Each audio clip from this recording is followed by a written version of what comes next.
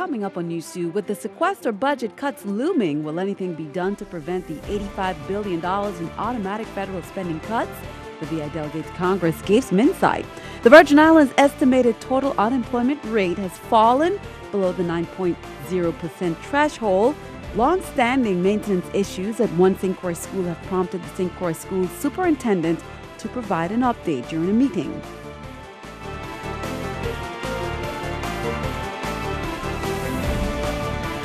Hello, welcome, and thanks for joining us on this edition of News 2. I'm Sandra Gumansing, topping this newscast. With the sequester budget cuts looming right around the corner, will anything be done to prevent the $85 billion in automatic federal spending cuts? Our delegate to Congress, Donna Christensen, gave us an inside update. News 2's Erica Bivens reports. Referring to the looming sequester budget cuts and whether or not a deal is on the horizon, VI Delegate to Congress Donna Christensen says it doesn't look good. I am so disappointed. I just can't. I went to the caucus meeting, which meant that I got to the bigger interagency meeting a bit late because I was hoping to hear something, some sort of positive outlook for avoiding a sequester. I'm not hearing it. The automatic cuts, known in Washington as the sequester, take effect Friday. They were designed to be severe enough to force lawmakers to reach a budget deal, except they haven't. I'm hearing that the best the Democrats are going to be able to do is get up on the floor and talk about how terrible this is and call for something to happen. But unless the leadership brings something to the floor, we are slated to be finished with our work on Thursday here, and Friday is March 1st. Federal agencies will be forced to make tough choices, laying off some workers and putting others on involuntary leave.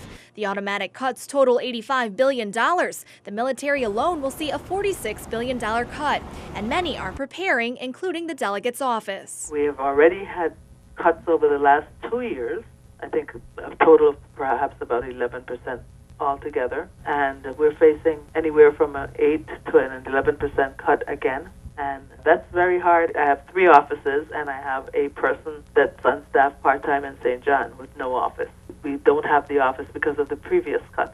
The White House wants a plan with smaller spending cuts and more revenue from taxes, a view shared by Governor DeYoung, who says efforts to reduce the deficit should emphasize balance between spending cuts and revenue measures. However, Republicans say we don't need higher taxes, and the latest budget standoff has Christensen at a loss. I really don't understand it. I cannot imagine that we are going to go home and let this thing happen, because it will be devastating to the territory.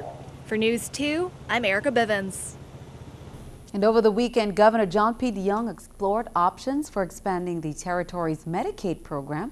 The governor met with representatives of the U.S. Department of Health and Human Services, including officials from the Centers for Medicare and Medicaid Services, to discuss various health care initiatives in the Virgin Islands as it specifically relates to implementation of the Affordable Care Act in accordance with the new health care law. Through talks with senior HHS and CMS officials, including with the U.S. Department of Health and Human Services Secretary Kathleen Sebelius, and other officials from the federal agency. Delegate to Congress Donna Christensen says the House is slated to take up the reauthorization of the Violence Against Women Act. But she says the House bill is flawed and strips away many needed protections, and she wants people to know why, if it does come to the floor, they vote it down.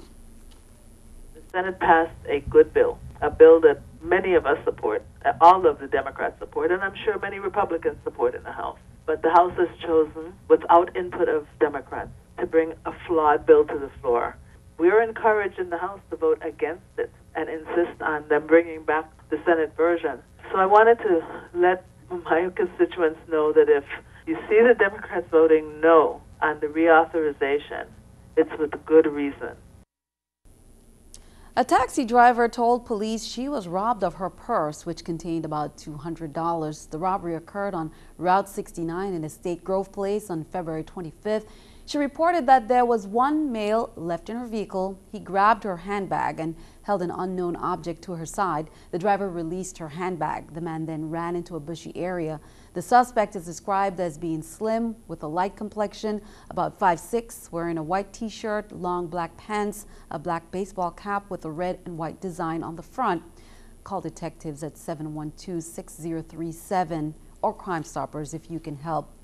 Are you a disabled victim of a crime, or do you know someone who is? A Victim of Crime conference is underway, and the goal is to respond to persons with a disability who have been a victim of crime. It's a free conference. Today was held on St. Thomas. However, it will be held on Thursday at the University of the Virgin Islands Great Hall on St. Croix from 10 a.m. to 4 p.m. In attendance will be top advocates and trauma specialists. It's presented by the VI Resource Center for the Disabled and Paradise Covenant Ministries. Do you travel the St. Thomas-St. John route by ferry on a regular basis? The St. John ferry companies have made a request for an increase in fiscal year 2013. The Public Services Commission and the hearing examiner are urging you to attend the meetings to voice your concerns. They want to hear your thoughts. The first one is already underway on St. John. It began about 6 p.m. at the Julius Sprouse School in Cruz Bay, but the next one is coming up on Thursday, February 28th at 6 p.m. at the PSC offices in Barbell Plaza here in St. Thomas. Lower unemployment rates in the territory might mean less benefits for unemployed residents in the territory, as Department of Labor officials recently announced that the territory's total unemployment rate dropped below 9%, causing Tier 4 of the emergency unemployment compensation to trigger off. NEWS2's Janisha John brings us this story. With the tourist season in high gear, Department of Labor officials announced on Tuesday that the territory's total unemployment rate has dropped below 9%, causing Tier 4 of emergency unemployment compensation to trigger off. What you have is less people coming in every month to file for unemployment. So while we have a lot of continuing claims, those are claims that have already been filed and we're still paying, the amount of new claims that we have has dropped, which has adversely impacted our unemployment rate, which makes us trigger off of those extended benefits. The end to the Tier 4 EUC benefits went into effect immediately, with the week ending February 23rd being the last week for qualifying claimants to be able to receive the benefits.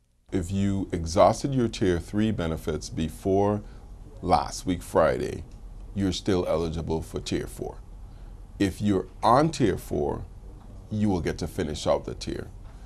But if you're on Tier 3 and you expire your benefits this week, then you can't get Tier 4 benefits. DOL officials say that the triggering off is common around this time and that the benefits usually trigger back on, but they're concerned that this year things might be different. By June or so, we usually trigger back on to 4 because the unemployment rate goes up and the claims go up as the tourist season comes to an end. I'm particularly concerned this year though because we have such a large unemployment number due to the Hovensa shutdown. Those people have already claimed, so I don't know if they will trigger on. My advice to people is, do all you can to find employment as quickly as possible. The new jobs are highly specialized and highly skilled, and we have to basically adjust as an economy to that. That's just a reality we're not going to be able to escape. Janisha John, NEWS2. The Supreme Court heard arguments over the landmark 1965 Voting Rights Act at issue, where the voting rights are secure enough to allow the rollback of protections from the civil rights era. Danielle Nottingham is at the Supreme Court with the latest.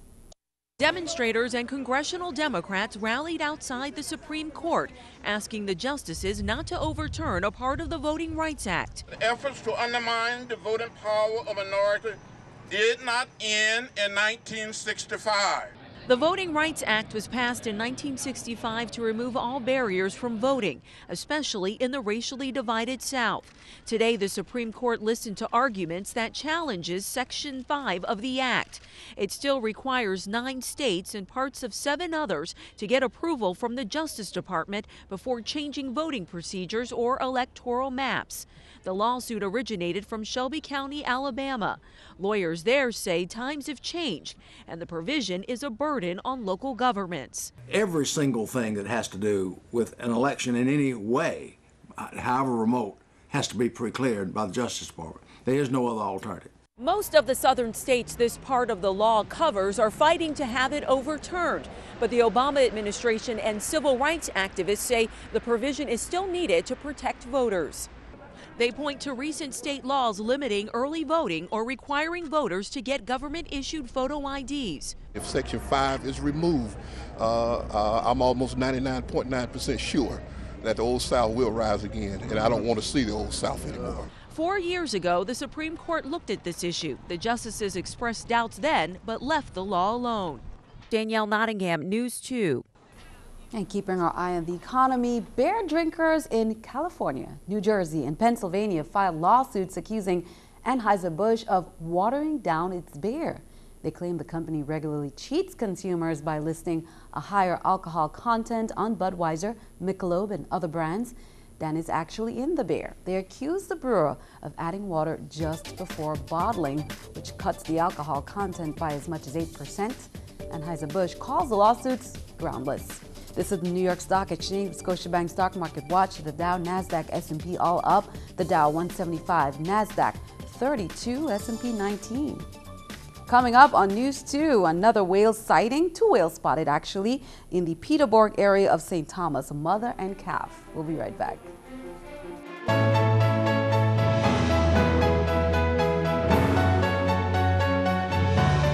The Parent-Teacher-Student Association of St. Croix Educational Complex voiced their concerns Tuesday night to School Superintendent Gary Malloy. Association members say there are long-standing maintenance issues that haven't been addressed, so they invited Malloy to provide updates at their general meeting. News 2's Erica Parsons has that story.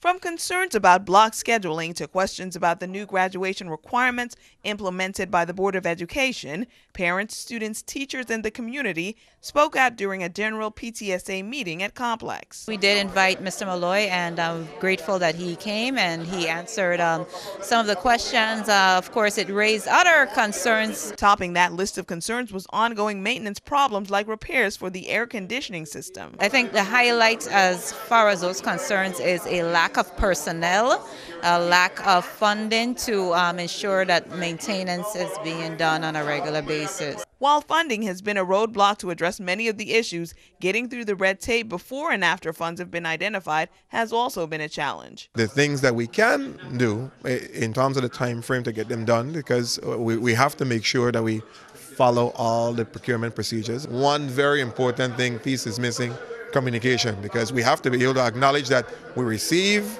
their request and this is the timeline. I think that if we can do that, it will ease a lot of the tension, because many of the items that they have listed are already in progress or already completed, or there's a plan in place in terms of how we're going to do it, especially since accreditation is coming. Emergency evacuation was a concern of mine because the intercom and bell system is not working here at the school. Just in case there's an emergency situation here on the campus, I would like to make sure that they do have an emergency evacuation plan in place. There are very clear procedures in place.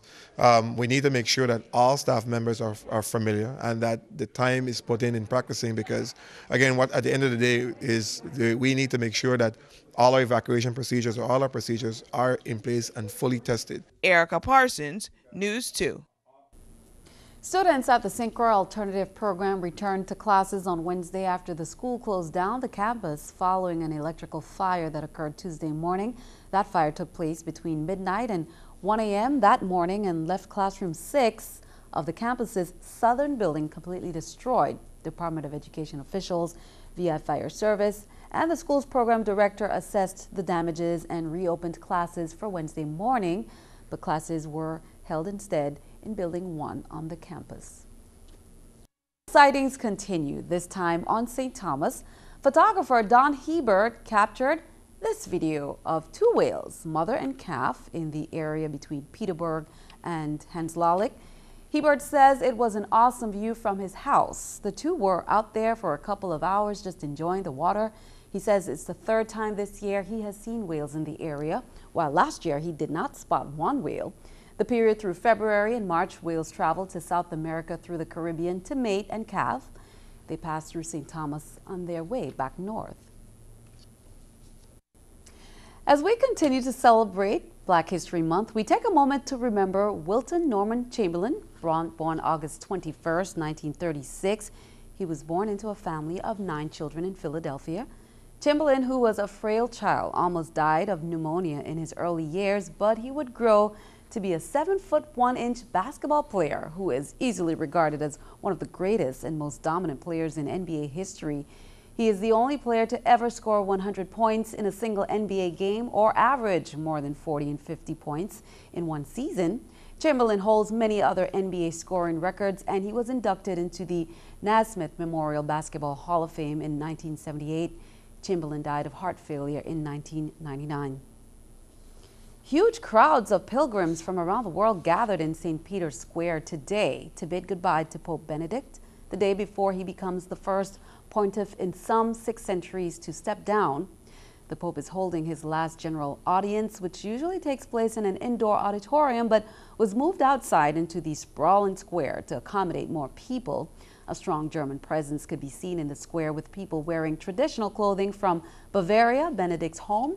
Some 50,000 people asked for the free tickets for the event, but the crowd was larger and many people had to stand at the back. Stick around, your News 2 AccuWeather forecast is coming up next.